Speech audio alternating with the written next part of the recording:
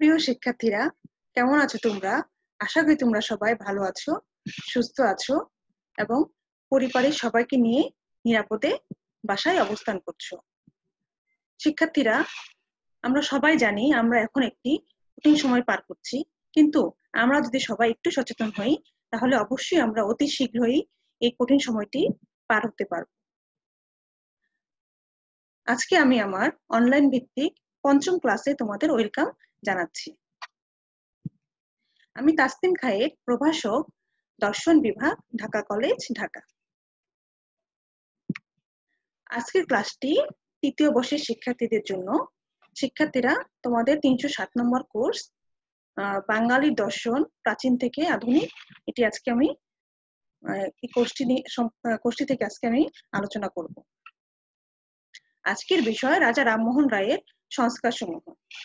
শিক্ষার্থীরা, প্রিভিয়াস ক্লাসে আমি তোমাদেরকে বাংলার নবজাগরণ নিয়ে আলোচনা করেছিলাম। তখন তোমরা নবজাগরণের যে উৎপত্তি বা কিভাবে হয়েছিল, বাংলার নবজাগরণের কারা কারা অগ্রণী ভূমিকা পালন করেছিল এবং কোন কোন প্রতিষ্ঠান কিভাবে হলো নবজাগরণের ক্ষেত্রে আমাদের নবজাগরণকে সামনের দিকে এগিয়ে নিয়ে গেছিল, তোমরা সবকিছুই জানতে পেরেছিলে। আজকে আমরা রাজা রামমোহন রায়ের যে সংস্কারগুলো আছে সেগুলো নিয়ে আজকে আমরা আলোচনা করব।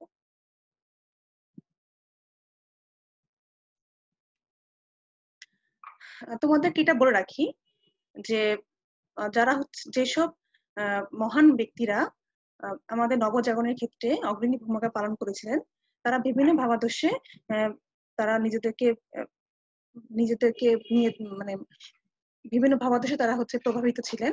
তার মধ্যে আমরা যদি একটু ভাগ করি, সেটা হচ্ছে ব্রাহ্ম ভাবাদর্শের মানুষ, ঐহিক ভাবাদর্শের মানুষ, দৃষ্টবাদী ভাবাদর্শের মানুষ এবং ঐতিহ্যপন্থী ভাবাদর্শের মানুষ। আজকে আমরা ব্রাহ্ম ভাবাদর্শের মানুষ অর্থাৎ রাজা রামমোহন রায় কে নিয়ে আলোচনা করব এবং ব্রাহ্ম ভাবাদর্শের মানুষদের মধ্যে আমরা সেই রাজা রামমোহন রায়, দেবেন্দ্রনাথ ঠাকুর এবং কেশবচন্দ্রকে পেয়ে থাকি। পরবর্তী ক্লাসে আমরা দেবেন্দ্রনাথ ঠাকুর, কেশবচন্দ্র সেন তাদেরকে নিয়ে আলোচনা করব। আসো আমরা এখন একটু রাজা রামমোহন রায় সম্পর্কে জেনে নিই। রাজা রামমোহন রায়ের ডাকনাম হচ্ছে রামমোহন রায়। জন্ম তারিখ 22 মে 1772, মতান্তরে 1774। জন্মস্থান হচ্ছে হুগলি জেলা, আধুনা পশ্চিমবঙ্গ। মৃত্যু 27 সেপ্টেম্বর 1833। 61 বছর বয়সে উনি মারা গিয়েছিলেন। তার মৃত্যুস্থান হচ্ছে ব্রিস্টল, ইংল্যান্ড। যদি আমরা রাজা রামমোহন রায় সম্পর্কে বলতে চাই, তার আগে আমরা আসলে একটু সেই যে নবজাগরণের আগের যে প্রেক্ষাপটটা সেটা একটু জেনে নেই। সেই সময় আসলে শুধুমাত্র বাংলায় না, প্রাচ্যত ইতিহাস আমরা দেখতে পাই তখন একটা অন্ধকার যুগ ছিল। তখন কুশিক্ষা, ধর্মীয় গোড়ামি এবং অশিক্ষা ছিল এবং মুক্ত বুদ্ধির যে কোনো চিন্তা চেতনা তখন আসলে সেভাবে ছিল না। এবং বাঙালি যে সেই সময়টা যে অন্ধকারে যে আচ্ছন্ন যে সময়টা ছিল, সেই সময় কোনো আশার আলো ছিল না। তখন মানুষ এতটাই ধর্মীয় গোড়ামিতে চলতো এবং ধর্মীয় ভাবে তাদের পায়ে আসা ছিল, ধর্মীয় যে অনুশাসন গুলো সেগুলো তাদের পায়ে ছিকল দিয়ে রেখেছিল, সেখানে তারা মুক্ত বুদ্ধির কোনো চিন্তা করতেই পারতো না।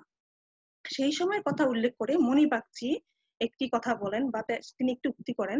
তার মতে যে যদি কোনো নদীতে কোনো বাঁধ দেওয়া হয়, তখন সেই নদীটার প্রবাহ যেমন থেমে যায়, তার মধ্যে যদি কোনো তরঙ্গ উঠে না, সেমন ভাবেই তখন মানুষের মনেও এরকম একটি প্রতিবন্ধকতা সৃষ্টি হয়েছিল, যার ফলে তখন মানুষ শুধুমাত্রই ধর্মীয় গোড়ামি বা কুসংস্কার, অশিক্ষা, মানে যা সেখানে রাজারা যা বলতো বা তাদের ধর্মীয় গুরুরা যা বলতো তাই তারা মেনে চলতো। তাদের মনেও তখন কোনো তরঙ্গ ভাব উত্থিত হতো না বা তারা তখন কোনো নতুন কিছু দিশা তারা পাচ্ছিল না। সেই সময়, সেই অন্ধকার সময়ের যে আলোকবর্তিকা নিয়ে বা মুক্তির আন্দোলনের যে এগিয়ে এসেছিলেন, তিনি হচ্ছে রাজা রামমোহন রায়, যাকে আসলে রবীন্দ্রনাথ ঠাকুর ভারত প্রতীক নামে আখ্যায়িত করেছেন। তিনি এসেই আসলে এই বাংলা যে অন্ধকার আচ্ছন্ন যে সময়টা, সেটার বিরুদ্ধে আসলে বিদ্রোহ ঘোষণা করে এবং সেটার সংস্কারের প্রতি তিনি মনোযোগী হন। রাজা রামমোহন রায় আসলে ছোটবেলা থেকেই মেধার পরিচয় দিয়েছিলেন। তার শিক্ষাটা আসলে তার পরিবারে সেই শিক্ষাটা তিনি প্রথম শুরু করেছিলেন। তার বাবা ছিলেন রামকান্ত রায় এবং মা হচ্ছে তারিণী দেবী। তার বাবা হচ্ছে তাকে প্রথমে নিজের বাসাতে শিক্ষা দিয়েছিলেন, কিন্তু পরবর্তীতে তাকে উন্নত পড়াশোনা করার জন্য তাকে পাটনায় প্রেরণ করেন। কিন্তু পাটনায় যাওয়ার পরেই তিনি আরবি ফার্সি ভাষায় দক্ষতা অর্জন করেন এবং সেই আরবি ভাষায় তিনি হচ্ছে ইসলাম ধর্মের যে কোরআন শরীফ সেটা তিনি পাঠ করেন এবং সেটা পাঠ করার ফলে তার মধ্যে একশ্বরবাদী যে চিন্তা চেতনা ঈশ্বর সম্পর্কে সেটি আসে এবং নারীদের প্রতি যে সম্মান করার যে ব্যাপারটি সেটাও তার মধ্যে তখন চলে আসে। কারণ ইসলাম ধর্মে অনেক আয়াত আছে যেখানে নারীদেরকে সর্বোচ্চ সম্মানটি দেওয়া হয়েছে। এবং তাছাড়া তিনি ইসলাম ধর্মের যে সুফি ভাবাদর্শ এবং মুতাজিলা ভাবাদর্শ দ্বারা তিনি প্রভাবিত হয়েছেন। মুতাজিলা এবং সুফি ভাবাদর্শটা এরকম যে সেখানে ধর্মের যে বাহ্যিক ব্যাপারটি সেটি বাদ দিয়ে শুধুমাত্র আভ্যন্তরিক ব্যাপারটার দিকেই খুব বেশি গুরুত্ব প্রদান করা হয়। এবং তিনি শুধু যে ইসলাম ধর্ম তাই নয়, তিনি হিন্দু শাস্ত্রের যে সকল ধর্মগুলো সেটা উনি সংস্কৃত ভাষায় পাঠ করেন, বাইবেল উনি হিব্রু ভাষায় পাঠ করেন এবং প্রত্যেকটা ধর্ম উনি পাঠ করার ফলে তার মধ্যে এইটাই জন্মে যে একটা ভাব জন্মে যে সে হ্যাঁ ঈশ্বর হচ্ছে আসলে এক এবং তাকে আমরা বিভিন্ন নামে ডাকলো সেটা হচ্ছে আমরা এক ঈশ্বরবাদী যে ধারণা সেটা আসলে ঠিক। সে তিনি যখন এরকম ইসলামী সুফি এবং মুতাজিলা ভাবদার সাথে প্রভাবিত হন সেটা তার বাবা জানতে পারেন এবং তাকে উন্নত আরো বেশি পড়াশোনা করেন এবং সংস্কৃত শিক্ষার জন্য তাকে কাশি প্রেরণ করা হয়। সে কাশিতে যাওয়ার পরেও তিনি সেই সংস্কৃত ভাষার উপর অনেক সংস্কৃত ভাষায় উনি শিক্ষা লাভ করেন, হিন্দু ধর্মের যে সকল শাস্ত্র সংস্কৃত ভাষায় পাঠ করেন। কিন্তু তার মধ্যে তখনও কিন্তু এই যে ভিতরে যে তার একশ্বরবাদী চিন্তা ভাবনা, হিন্দু ধর্মের যে পৌত্তলিকতা সেটার বিরুদ্ধে যে তার চিন্তা ভাবনা সেগুলো তখনও তার মধ্যে ছিল।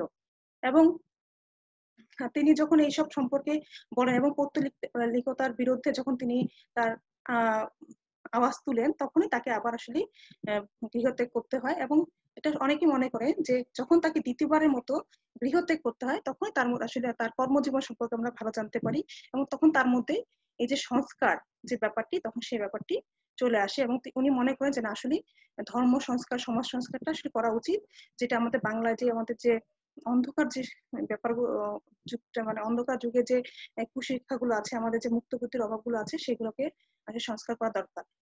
তখন থেকে তার মধ্যে এই সংস্কারের মানসিকতা চলে আসে। তার রচনাগুলো যদি আমরা দেখি একটু, তহফুতুল মুহাহিদিন, বেদান্ত গ্রন্থ, সহমরণ বিষয়ক প্রবর্তক ও নির্বর্তকের সংবাদ, ব্রহ্মসঙ্গীত, গৌড়ীয় ব্যাকরণ। তার সংস্কারগুলো হলো ধর্ম সংস্কার, সমাজ সংস্কার, শিক্ষা সংস্কার ও রাষ্ট্র ও আইন সংস্কার। এখন আমরা ধর্ম সংস্কারটা একটু পড়বো, তারপর আস্তে আস্তে সবগুলো একটু একটু করে সংক্ষিপ্ত আলোচনা করব। যদি আমরা প্রথমে ধর্মীয় সংস্কার দেখি, যে রাজা রামমোহন রায় একেশ্বরবাদে বিশ্বাস করতেন। তিনি হিন্দু ধর্মাবলম্বীদের মূর্তি পূজার বিরোধী ছিলেন। এই বিশ্বাস থেকে তিনি ব্রাহ্ম সমাজ ও ব্রাহ্ম ধর্ম প্রতিষ্ঠা করেন। রামমোহন রায় হিন্দু ধর্মাবলম্বীদের আচরণীয় ধর্মীয় আচার অনুষ্ঠান মানতেন না ও তা প্রকাশ্যে প্রতিবাদ করতেন। তিনি মনে করতেন সকল ধর্মীয় আচার অনুষ্ঠান কুসংস্কার ছাড়া কিছুই নয়। রামমোহন রায় বেদের বাংলা অনুবাদ প্রকাশ করে তার বক্তব্য প্রমাণ করেন। তাহলে আমরা দেখতে পাচ্ছি কি যে রাজা রামমোহন রায় আসলে একেশ্বরবাদে বিশ্বাস করতেন। তিনি আসলে মূর্তি পূজার বিরোধী ছিলেন এবং সেই জন্য তিনি প্রথমে আসলে আত্মীয় সভা গঠন করেন তার এই মনোভাবটিকে করার জন্য। যে আত্মীয় সভাটি গঠন করা হয় 1815 সালে আর বিলুপ্ত হয় 1823 সালে। সেটার অবস্থান ছিল হচ্ছে কলকাতা। আর সেটার কাজ হচ্ছে যে মুক্ত বুদ্ধির প্রসার ঘটানো এবং কুসংস্কার ও ধর্মীয় গোড়ামি বন্ধ করা। আসলে আমরা এখন আত্মীয় সভার যে কার্যক্রম সেটা দেখে নিই। আত্মীয় সভার কার্যক্রম ছিল একেশ্বরবাদী হিন্দু বেদান্তবাদ ও অনুরূপ বিষয়গুলোতে আলোচনা ও বিতর্কের আয়োজন করা। এছাড়াও তারা বিভিন্ন ধর্মীয় ও সামাজিক সমস্যা সম্পর্কে নিজেদের মধ্যে মত বিনিময় করতেন। মানিকতলায় অবস্থিত রাজা রামমোহন রায়ের বাগান বাড়িতে সাপ্তাহিক আলোচনা অনুষ্ঠিত হতো। এই সমাবেশগুলির মধ্যে বেশিরভাগই অনানুষ্ঠানিক ছিল এবং সেই সভাগুলোতে কেবলমাত্র কয়েকজন বাঙালি বুদ্ধিজীবী যোগ দিতেন। এটি কোনো আনুষ্ঠানিক প্রতিষ্ঠান ছিল না এবং কোনো সদস্যপদ নিবন্ধন পদ্ধতিও ছিল না। প্রতি সপ্তাহে একদিন এই সভার আয়োজন হতো। শিবপ্রসাদ মিশ্র এই সভায় বেদ পাঠ করতেন এবং গোবিন্দ মালা গান গাইতেন। সবার আলোচনার বিষয়ের মধ্যে অন্যতম ছিল মূর্তি পূজার অসারতা প্রমাণ করা, বর্ণ প্রথা ও সতীদাহ প্রথা ও বহু বিবাহের কুফল সমূহ এবং বিধবা বিবাহ প্রচলনের গুরুত্ব আলোচনা করা।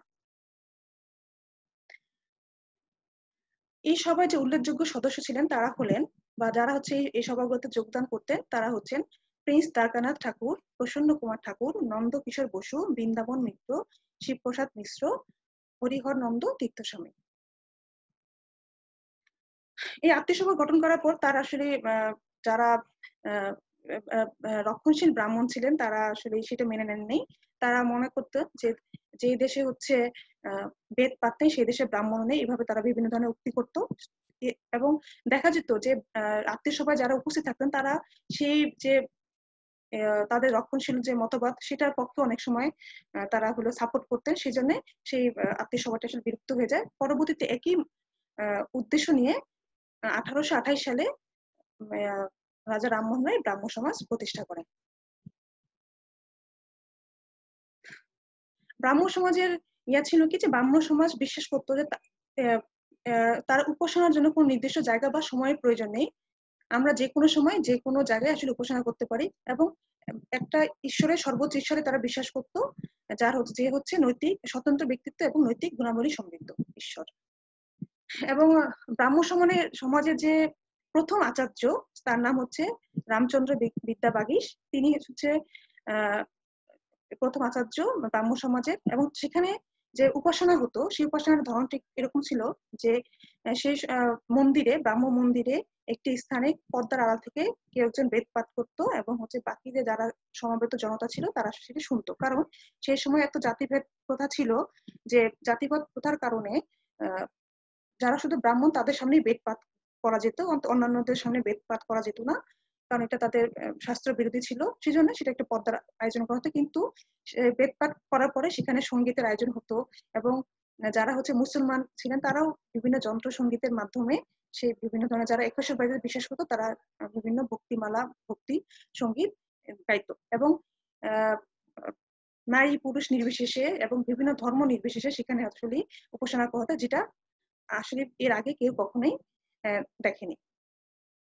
এবং এই যে ধর্মীয় সংস্কারের মধ্যে অনেকেই মনে করেন যে রাজা রামমোহন রায় হিন্দু ধর্ম বৌদ্ধ সবকিছু মিলিয়ে যে একটা সমন্বয়ের যে একটা ভাবধারা সেটাও এই ধর্মের সংস্কার মধ্যে পাওয়া যায়। এবং তিনি কোনো ধর্মের প্রতি আসলে বিরূপ ছিলেন না, কোনো ধর্মের প্রতি তিনি হচ্ছে তাকে কোনো অবহেলা করেনি। তিনি আসলে প্রত্যেক ধর্মের যে মূল মন্ত্র, প্রত্যেক ধর্মের যে একই ঈশ্বরের কথা বলা হয়েছে উনি এটাই বিশ্বাস করতেন, এবং তিনি কোনো নতুন ধর্ম সৃষ্টি করতে চাননি।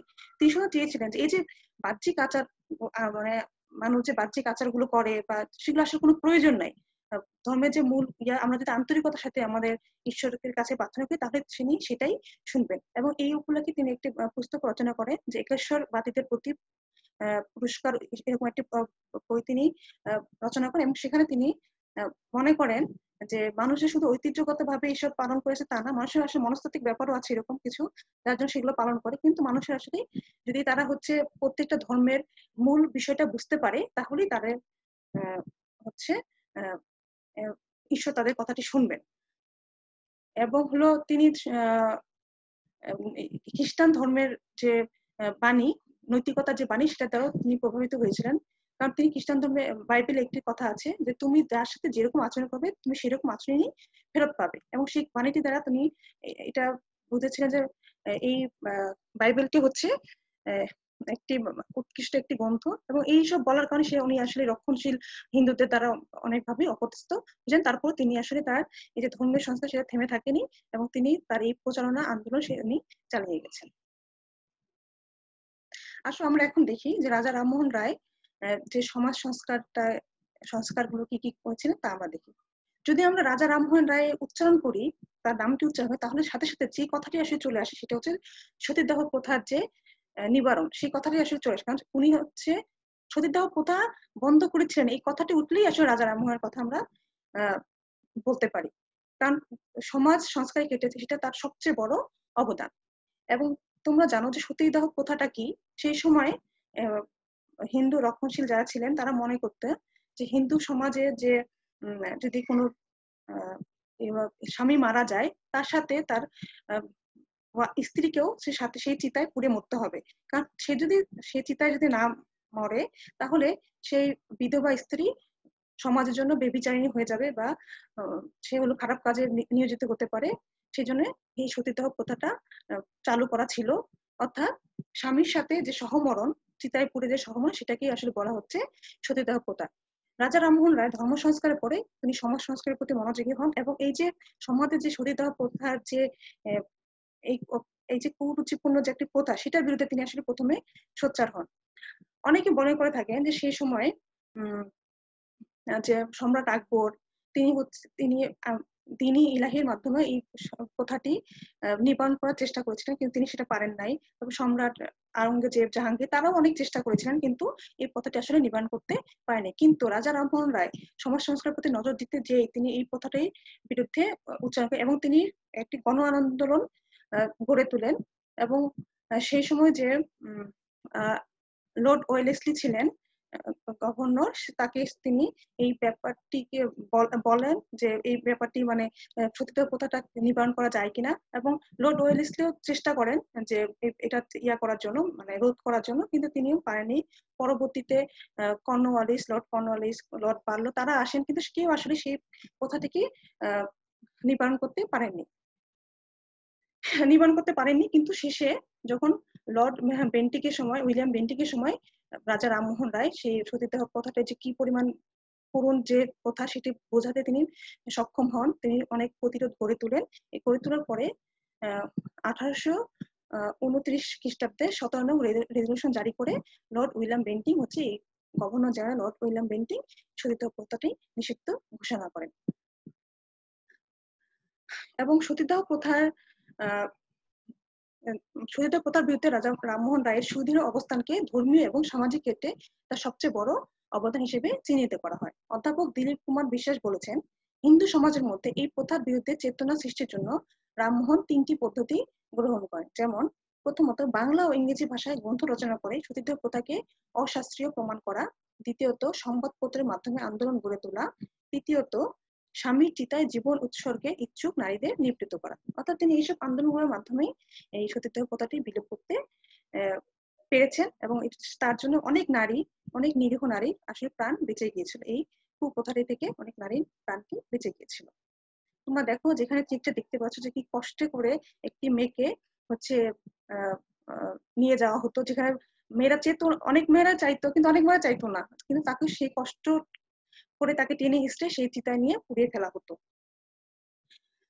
এই সম্পর্কে সতীদাহ সম্পর্কে মদন মোহন গড়া একটি উক্তি দেন বা কথা বলেন, যেটা সারমর্ম দ্বারা এটাই যে কত এই গঙ্গা যমুনা বক্ষে কত মেয়েদের যে চিতায় পুরা হয়েছে তার কোনো আসলে হিসাব নেই। আর এই চিতায় পোড়ার সময় তখন যে আশেপাশে যে মানুষগুলো ছিল তাদের যে পৈশাচিক মানে আনন্দ, সেটাও এই আনন্দের যে শব্দ, এই আনন্দের যে আওয়াজ, সেই আওয়াজের জন্য যে এই যে অসহায় মেয়েটি যে চিতায় পড়ে যাচ্ছে তার যে বাচ্চার আকুতি, সেটা আসলে ধামাচাপা পড়ে যেত। কত মেয়ে যে সেই চিতায় পুড়ে মরেছে তার কোনো আসলে হিসাব নেই। কিন্তু আমাদের যে বাংলা নবজাগরণের অগ্রদূত রাজা রামমোহন সেই কুপ্রথাটি উনি নিবারণ করতে পেরেছিলেন। এরপর তিনি সতীদাহ প্রথা নিবারণ করার পরে নারীদের অধিকার প্রতিষ্ঠাতে উনি মনোযোগ হন এবং রাজা রামমোহন রায়কে বুঝতে পেরেছিলেন যে নারীদের যদি অধিকার প্রতিষ্ঠা করতে না পারা যায় সেক্ষেত্রে আসলে মেয়েদের মুক্তি সম্ভব নয়। এইটার জন্য তিনি সেই সময় হিন্দু নারীদের একটা সময় ছিল যখন হিন্দু নারীদের স্বামী মারা গেলে সেই নারীরা হচ্ছে তাদের সম্পত্তির ভাগ পেত, কিন্তু এটা পরবর্তীতে আবার বিলোপ হয়ে যায়। রাজা রামমোহন রায় সেই যে উত্তরাধিকার আইনটি সেটি আবার বহাল করার জন্য তিনি সুপারিশ করেন এবং সেই অনুযায়ী তিনি স্ত্রী লোকের প্রাচীন অধিকার সমূহের হস্তক্ষেপের শীর্ষক একটি গ্রন্থ রচনা করেন। সেখানে তিনি বলেন যে বিধবা নারীদের তারা যদি পুত্রের সমান সম্পত্তি পায় তাহলে তারা তাদের পরবর্তী জীবনটাকে ভালো মতো চালিত করতে পারবে। কারণ যদি তারা স্বামীর সম্পত্তি থেকে বঞ্চিত হয় সেক্ষেত্রে তাদের হচ্ছে ছেলের বাসায় থাকতে হবে বা ছেলের পরিবারের সাথে থাকতে হবে এবং তারা নির্মম নির্যাতনের শিকার হন। শুধুমাত্র যে বিধবা নারীদের সম্পত্তি রক্ষা তাই নয়, তিনি কন্যা সন্তানদের সম্পত্তি অর্থাৎ ভাইয়ের 1/4 সম্পত্তির কিছু অংশ বোন যেন পায় সেটার ব্যাপারেও উনি আন্দোলন করেন এবং সুপারিশ করেন। জাতিভেদ ব্যবস্থার বিরোধিতা। সেই সময় সমাজে অনেক জাতিভেদ ছিল, ব্রাহ্মণ, বৈষ্ণব, ক্ষত্রিয়, শূদ্র বা দলিত ইত্যাদি বিভিন্ন ধরনের ভারতে বা আমরা বাংলায় সেই ধরনের বিভিন্ন জাতিভেদ প্রথা দেখতে পাই। এবং সেই জাতিভেদ প্রথায় আসলে মানুষের মধ্যে যে ভেদাভেদ সেটা সৃষ্টি করেছিল, মানুষকে খণ্ডিত করে ফেলেছিল এবং রাজা রামমোহন রায় মনে করতেন যে ঈশ্বরের কাছে সবাই আসলে সমান। আমরা যদি সবাই সমানভাবে করে কাজ করে সামনে এগিয়ে যেতে পারি তাহলে সমাজের আসলে উন্নতি সম্ভব। এই জাতিভেদ প্রথা কখনোই আমাদেরকে ভালো কিছু দিতে পারে, এবং তিনি জাতিভেদ প্রথার বিরুদ্ধে আন্দোলন গড়ে তোলেন। অর্থনৈতিক মুক্তির ব্যাপারেও রাজা রামমোহন রায় আলোচনা করেছেন। রাজা রামমোহনের অর্থনৈতিক ধারণা উদারপন্থার সাথে জড়িত ছিল। তিনি ব্যক্তিগত সম্পত্তি রক্ষার জন্য রাষ্ট্রের হস্তক্ষেপ চেয়েছিলেন। তার নিবন্ধ পূর্বসূরি সম্পত্তির উপরে হিন্দুদের অধিকার সম্পর্কিত প্রবন্ধটি এই দিক নির্দেশক ছিল। পৈতৃক সম্পত্তির উপর একজনের দাবি বজায় রাখতে হবে। তিনি আরো পরামর্শ দিয়েছিলেন যে জমিদারদের অত্যাচার থেকে কৃষকদের সরকার দ্বারা রক্ষা করা উচিত। লর্ড কর্নওয়ালিস প্রবর্তিত 1793 যে স্থায়ী বন্দোবস্ত যে বিপজ্জনক দিকটি তিনি সেটি উপলব্ধি করতে পেরেছেন, এবং কৃষকদের যে মুক্তি বা চাষাদের যে মুক্তি সেই ব্যাপারে তিনি আন্দোলন গড়ে তুলেছিলেন। কলিনের প্রথা ও বাল্য বিবাহের বিরোধিতা। রাজা রামমোহন কলিনের প্রথার বিরোধী ছিলেন, এবং তিনি মনে করতেন এই প্রথার জন্য আসলে অনেক মেয়েদের সেই বয়স্ক স্বামীর সাথে বিবাহ দেওয়া হতো, এবং তিনি এই বাল্য বিবাহের প্রতি তিনি বিরূপ মন্তব্য বিবাহ এই যে বিরূপ বাল্য বিবাহের পরে সমাজে যে সমস্যাগুলো সৃষ্টি হয়, মেয়েরা যে অনেক সমস্যার সৃষ্টি হয় সেই ব্যাপারটা তিনি বুঝতে পেরেছেন, এবং এই বাল্য বিবাহের বিরুদ্ধে তিনি আন্দোলন গড়ে তুলেছিলেন।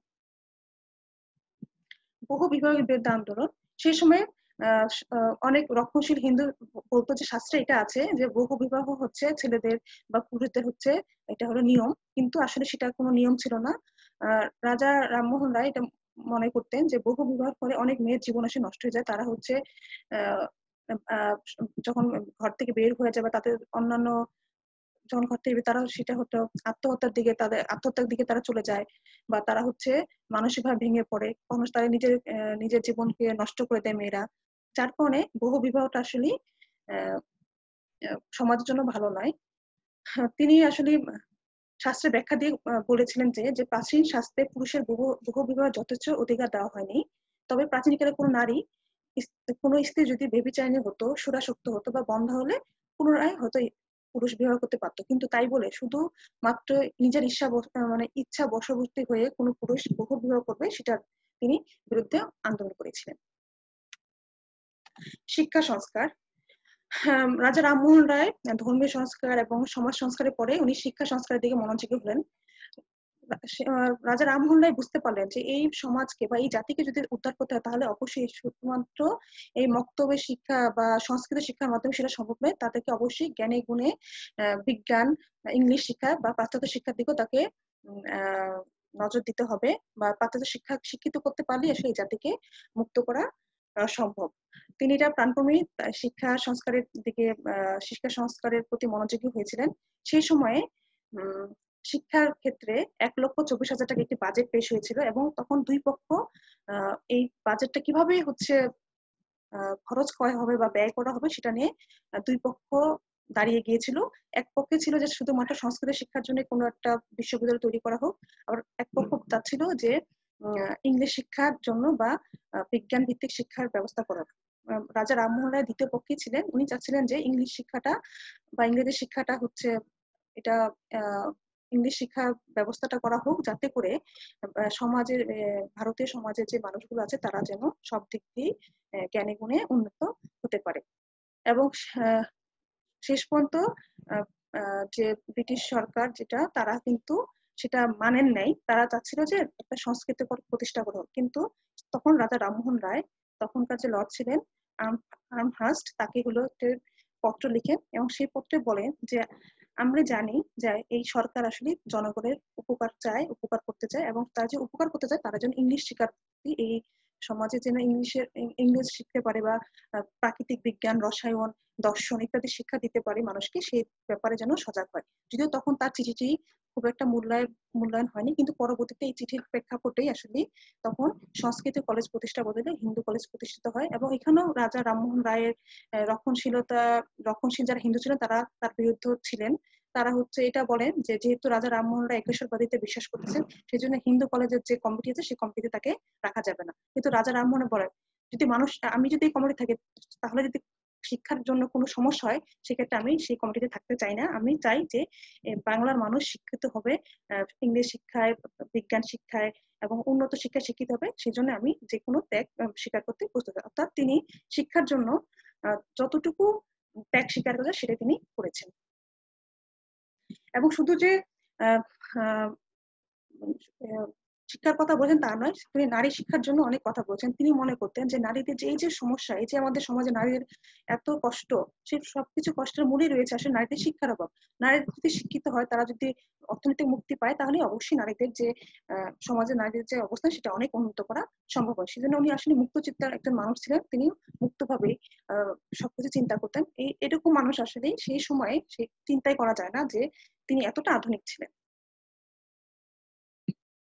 প্রাচ্য ও প্রাচ্যদের শিক্ষা, সংস্কৃতি ও ধর্ম সম্পর্কে জ্ঞান অর্জন করার ফলে তার চরিত্রে বহুত্বের এক বিরাট সমন্বয় ঘটেছিল বলে তাকে প্রাচ্য ও পাশ্চাত্যের এক পূর্ণ সমন্বয়ক প্রতীক বলে অভিহিত করা হয়। আচ্ছা, এরপর তিনি শিক্ষা সংস্কারের পরে উনি রাষ্ট্র এবং আইন সংস্কারের প্রতি মনোযোগ হন। সেই সময় যে তৎকালীন বিচার ব্যবস্থা ছিল সেটাকে তিনি আধুনিকতার আলোকে ঢেলে সাজানোর চেষ্টা করেছিলেন। কারণ সেই সময়ে একটি বড় সমস্যা ছিল যে যে আদালতটি ছিল সেই আদালতে শুধু ফার্সি ভাষা ব্যবহার করা হতো মুসলিম আদালতগুলোতে, বা সেই সময় সেই প্রতিষ্ঠিত আদালতকে আসলে ফার্সি ভাষা ব্যবহার করতে, এবং সেখানে যে ব্রিটিশ যারা হচ্ছে ইংরেজ জাজ বা ছিলেন তারা আসলে সেই ভাষাটি বুঝতেন না, বা তখন সেই করার জন্য ভাষা যেহেতু উভয় আসামি বিবাদী সবার মধ্যে মানে ভাষা নিয়ে অনেক সমস্যা হতো, তখন হলো দোভাষী নিয়োগ করাতে। এবং এই ভাষীরা অনেক সময় ভালো মানুষ থাকতো না, তারা আসলে কি বলতো, বিচারটা আসলে ঠিক মতো দিচ্ছে কিনা, ফলাফলটা ঠিক হচ্ছে না, এটা আসলে বোঝা যেত না। সেই জন্য রাজা রামমোহন রায় এসে আদালতগুলোতে ইংলিশ ভাষা ব্যবহারের সুপারিশ করেন। তিনি চান যে কোনো মানুষ যাতে এই ভাষার ব্যবহার জন্য তাদের জন্য বিচার ব্যবস্থার কোনো ধরনের সমস্যা সৃষ্টি না হয়, সেজন্য তিনি এটাকে আধুনিকতার আলোকে ঢেলে সাজানোর চেষ্টা করেন। তাছাড়া উনি চেয়েছিলেন যে সংবাদপত্রের যেন স্বাধীনতা বজায় থাকে, কারণ সংবাদপত্রের যদি স্বাধীনতা বজায় থাকে তাহলে নাগরিকরা তাদের যে পূর্ণ মতামত সেটা দিতে পারবে, বা নাগরিকরা যদি কোনো কারণে কোনো সমস্যার সম্মুখীন সেটা তারা সরকারের দৃষ্টিগোচর করতে পারবে সংবাদপত্রের মাধ্যমে। কারণ সংবাদপত্রের স্বাধীনতা থাকাই মানেই হচ্ছে একটি সংবাদপত্র যেহেতু দর্পণ, সেই দর্পণ সমাজের দর্পণ হিসেবে সেটা প্রতিফলিত হতে পারে। তাছাড়া তিনি সমাজের যে প্রয়োজনে কোনো প্রয়োজন যদি পড়ে বা কোনো সমস্যা সৃষ্টি হয়, সেই সমস্যার প্রত্যেকটা ক্ষেত্রে একটি কমিটি বা কমিশন গঠনের সুপারিশ করেন, যারা হচ্ছে বিভিন্ন পদক্ষেপ নিবে এবং সেটা সরকারের দৃষ্টিগোচর করতে পারবে সেই ব্যবস্থা তিনি নেন। সেই জন্য অনেক সময় রাজা রামমোহন রায়কে ভারতের রাষ্ট্র দর্শনের জনক বলেও অনেক সময় আখ্যায়িত করা হয়, কারণ তিনি রাষ্ট্র এবং আইন সংস্কারের প্রতি অনেক মনোযোগী হয়েছিলেন। আচ্ছা, আমরা এতক্ষণ পর্যন্ত যে ধর্মীয় সমাজ সংস্কার এবং শিক্ষা সংস্কার, আইন সংস্কার বললাম, আসলে এই প্রত্যেকটা মূলে তোমরা একটা জিনিস খেয়াল করে দেখবে, সেটা প্রত্যেকটার মূলে একটাই কথা হচ্ছে, সেটা হচ্ছে মানবতাবাদ। আর রাজা রামমোহন রায় আসলে মানব দরদী ছিলেন বলেই তিনি প্রত্যেকটা ক্ষেত্রে মানবতারই জয়গান গেয়েছেন। তার যে আমি প্রথমে যে আমরা ধর্ম সংস্কারটি পড়লাম, সেখানেও তিনি প্রত্যেকটা ধর্মের মানুষের মধ্যে তিনি কিন্তু কোনো বিভেদ করেনি। প্রত্যেক ধর্মের মানুষকে তিনি একই ছাতার তলে নিয়ে আসতে চেয়েছিলেন, এবং তার মধ্যে যে এই যে ব্রাহ্ম সমাজ, আত্মীয় সমাজ, প্রত্যেকটা ক্ষেত্রে তিনি কিন্তু কোনো ধর্ম বর্ণকে তিনি ভেদাভেদ করেনি। প্রত্যেকটাতে তার মানবতার দৃষ্টি বা মানবতার পরিচয়টা পাওয়া যায়, এবং তিনি প্রথম বুঝতে পেরেছিলেন যে আসলে মানুষ সম্পূর্ণ স্বাধীন একটা সত্তা, এবং সে যেটা করতে চায় তাকে সেটা করতে দিতে হবে, এবং মানুষ সেটা যুক্তি সহকারে সেটা করবে। এবং আমরা যে সমাজ সংস্কারে দেখি, তার প্রত্যেকটা কাজে তিনি সমাজ সংস্কারের প্রত্যেকটা কাজই হলো মানবের যেহেতু মানুষের যেহেতু উপকার হয় সেই কাজে তিনি করে গেছেন। তারপর আমরা যদি তার আইন সংস্কার দেখি, আমরা যদি তার শিক্ষা সংস্কার দেখি, তিনি মানবতা ছাড়া আসলে কোনো কিছুই চিন্তা করেন। তিনি সবার উপর মানুষকে আসলে প্রাধান্য দিয়েছেন। এই যে মানবতাবাদী যে তার যে এই যে মন, সেটার উপর ভিত্তি করে তাকে তার একটি আমরা উক্তি যদি ধরি, সেটা বলতে পারি, সেটা যে অন্তরে গভীর মানব প্রেম ছিল বলে রামমোহন তাহার মতবাদে বিরুদ্ধাচারীদের প্রতিও ঘৃণা বা কটূক্তি পোষণ করতে পারেন নাই। ধর্ম সংস্কারের ভূমিকা গ্রহণ করিয়া তিনি একেশ্বরবাদের মিলন ভূমিতে সকল ধর্মের সমন্বয় সাধনের চেষ্টা করেছিলেন সত্য, কিন্তু সেই জন্য বিপরীত দামীদের প্রতি তার কোন রূপ আক্রোশ ছিল না। যাহারা সাকার উপাসনা করেন তাহা দিগকে তিনি দুর্বারাধিকারী বলিয়া পুনরাদৃষ্টে দেখিয়াছেন এবং এই আশা করিয়াছেন যে সম্যক জ্ঞান লাভ করিয়া তাহারাও ভ্রান্ত পথ পরিত্যাগ করিয়া নিরাকার পরমেশ্বরের উপাসনায় রত হইবেন। এ দেশে ও বিদেশে বহু লোক ঈশ্বরের অবতারে বিশ্বাস করে। রামমোহন অবতার তত্ত্বে বিশ্বাস ছিলেন না, কিন্তু তাহা সত্ত্বেও অবতারবাদীদের প্রতি তার কোনো দেশ ভাব ছিল না। অর্থাৎ তিনি প্রত্যেক ধর্মের প্রত্যেক রুচির মানুষের কারোর প্রতি তার কোনো আসলে কোনো আক্রোশ ছিল না। তিনি চাইতেন যে সবাই স্বশিক্ষিত যখন হবে, সবাই যখন বুঝতে শিখবে, তখন অবশ্যই তার যে ভালো দিকগুলো সেটা সে বুঝে নিতে পারবে। আসো আমরা এখন একটু এক নজরে রাজা রামমোহন রায়ের যে সংস্কৃতিগুলো তার এক নজরে আমরা একটু দেখে নিই। এক নজরে যদি দেখতে চাই তাহলে ১ নম্বর থাকবে যুক্তিবাদী হয়ে ভারতীয় সমাজে প্রচলিত বিভিন্ন কুপ্রথা ও কুসংস্কারের উচ্ছেদ ঘটানো। ২ নম্বর জাতিভেদ প্রথা ও ধর্মীয় গোঁড়ামির বিরোধিতা করা। ধর্মের নামে অধর্ম ও সামাজিক অত্যাচারের প্রতিকার করা। নারীদের মধ্যে উচ্চশিক্ষার বিস্তার ঘটিয়ে নারী সমাজের মান উন্নয়ন ঘটানো। ৫ নম্বর হচ্ছে নিজেদের সংকীর্ণ দৃষ্টিভঙ্গি ও বেদ বুদ্ধি ত্যাগ করে আধুনিক শিক্ষায় শিক্ষিত হয়ে ওঠা। অর্থাৎ আমরা যেটা রাজা রামমোহনের সংস্কারগুলো মাধ্যমে যেটা বুঝতে পারলাম যে তিনি হচ্ছে আসলে সমাজে যত কুপ্রথা কুসংস্কার সবকিছু দূর করে একটি মুক্ত বুদ্ধি চিন্তার মাধ্যমে আসলে সমাজটাকে এগিয়ে নিয়ে জন্য তিনি চেষ্টা করেছিলেন, যে জন্য তাকে আসলে নবজাগরণের অগ্রদূত হিসেবে তাকে বলা হয়। এবং রাজা রামমোহনের যে অবদান সেটা আসলে পৃথিবীর সবাই সারা মানে সবসময় মনে রাখবে, তার অবদান কখনোই ভুলবার নয়। আজকে এই পর্যন্তই থাকবে। আশা করি তোমরা একটু হলেও উপকৃত হয়েছো। তোমরা বাসায় বসে একটু পড়াশোনা করো। তোমরা ভালো থাকবে, সুস্থ থাকবে এবং সাবান পানি দিয়ে হাত ধুবে, মাস্ক ব্যবহার করবে, নিরাপদে বাসায় থাকবে। অযথা কিন্তু বাহিরে আড্ডা দিবে না। তোমরা যদি একটু সচেতন হও, তোমার ফ্যামিলিকে তোমরা যদি একটু টেক কেয়ার করো, অবশ্যই আমরা একদিন এই যে কঠিন সময়টা আসছে পার করতেছি আমরা, সেটা আরো তাড়াতাড়ি আমরা শীঘ্রই পার করে ফেলবো এবং এটা এই করোনা কালটা আসলে কেটে যাবে। তোমরা ভালো থেকো, নিরাপদে থাকো। আমার ক্লাসটি করার জন্য আজকে তোমাদেরকে অসংখ্য ধন্যবাদ জ্ঞাপন করছি। তোমরা ভালো থাকবে, সুস্থ থাকো, এই কামনা করি সবসময়।